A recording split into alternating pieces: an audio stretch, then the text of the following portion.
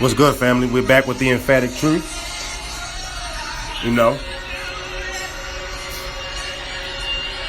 we're just having a little praise session right now. A moment to reflect.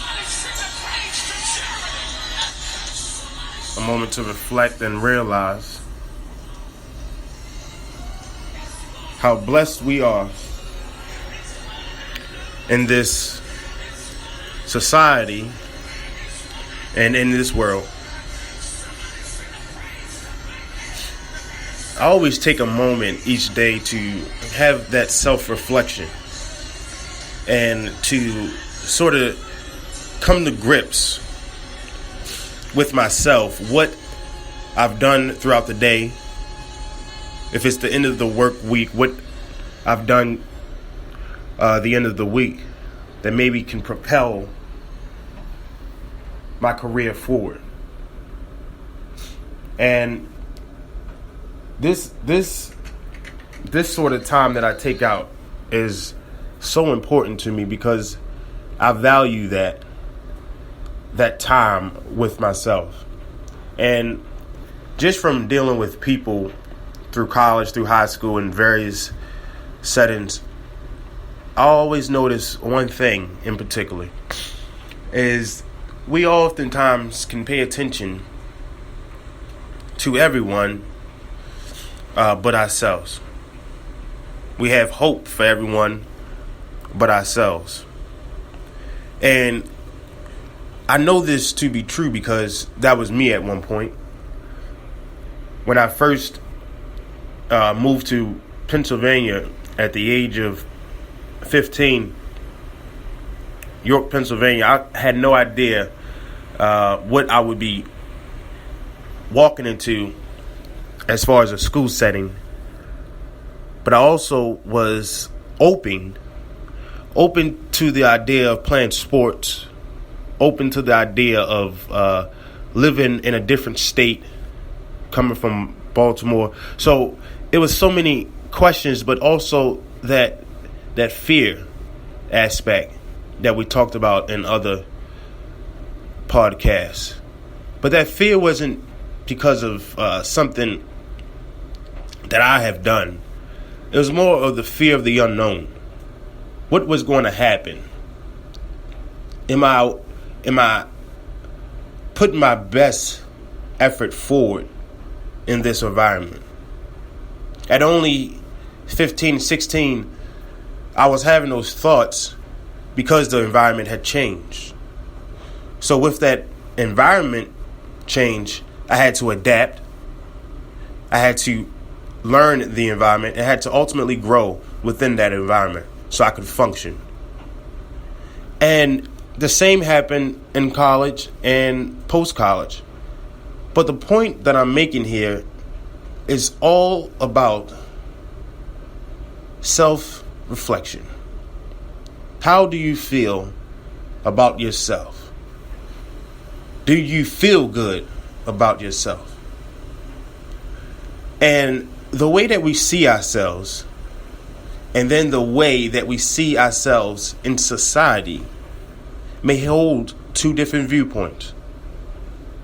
Self-esteem deals with the self as far as how do you feel about your day-to-day activities about yourself. Do you feel like you look good? Do you feel like you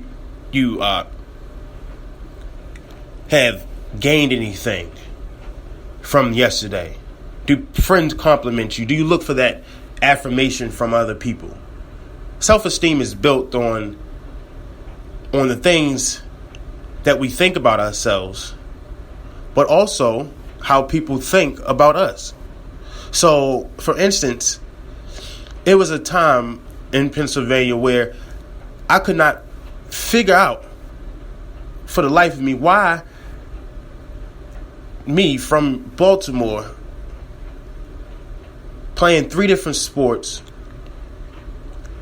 doing well in school, why did I come to a rural, predominantly white high school and now hardly playing at all? See, the self-esteem issue came into play because I thought highly of myself. I knew I was good and great at what I did. I was confident in my abilities. But the self-efficacy portion of how we feel in society, what do we feel our contribution to society will be? I believe that's the focus point that many of us are missing out on. We spend so much time believing in what other people think of ourselves that we can't even stand up to those people or even to ourselves to give us that notion that you can do whatever that you seek and whatever you work towards. But also it gives us that doubt that what I do in society, will it be received? Will it make an impact? Will people judge me? And ultimately, it has to come down to the self-esteem. How do we feel about ourselves? Because ultimately, it's not about someone else. It's not about someone else in society and what they're going to be doing. It's going to be about us. And the more that we focus on our own dreams, on our own skills and abilities, the more that we can put time into developing those. And when you put time into developing those, and this is from firsthand, it's a sense of pride. It's a sense of joy that occurs because you felt like you did it by yourself and you did it without any hope. Maybe not hope from other people, but sometimes the only doubt we need is self-doubt. And the self-doubt has to be combated when dealing with people, friends, relationships, workplace, etc. So what I really want followers and those who may listen to this podcast to really grasp out of this is a sense of self. Knowing yourself for yourself, loving who you are, because life and the universe has compiled all the experiences that you have had up until this point to shape you into what you are. But the good news is this, that there's more experiences and more to be done. Your dreams, your purpose in life does not simply stop upon receiving a degree. It does not end upon leaving high school. I believe knowledge and education is a lifelong skill. And each and every person of this world should spend their life learning, engulfed with knowledge, engulfed with ideas and creative mindsets that can propel this society forward, that can propel their life forward to the next stage. I know for me, from coming from Baltimore, even having family and distant families and seeing other people's families be in the same situation, generation after generation, and we're not really too sure of how we got this way. And then we have this idea to go to college and this idea to dream beyond anyone else around you. And then we start to learn more about the world. And we make connections from our own experiences now into theory. And because we have that theoretical perspective, and we have this known experience, we have a much more better understanding of how humans operate in this life. So then the question becomes this: what do I do with this skill? What do I do with this knowledge? And to go 4 years and not know ultimately what you are learning and how that learned knowledge, how that skill will better influence your society, the people that you may look up to, the people in your inner circle or your own life. If we go through 4 years without that understanding, then we are creating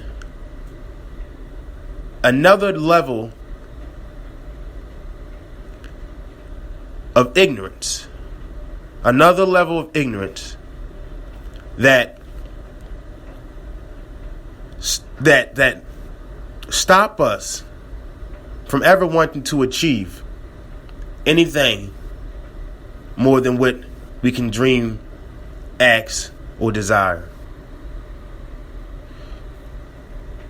I've gotten more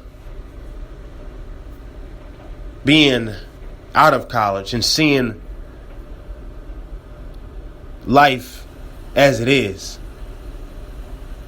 because the experiences that I have had were real. It wasn't, and it could not be explained in a textbook, but I understood it more having read a similar story in a textbook. I understood more by engaging in conversations with people who didn't even look like me. I understood more and I learned more by networking and building relationships with people I know had potential. T.D. Jakes said, "Powerful people know potential when they see it. And people with potential know powerful people." And it's all about who are we hanging around. I remember about 2 years ago, I was reading something on Instagram. And it was about a kid who had just got shot in York, Pennsylvania.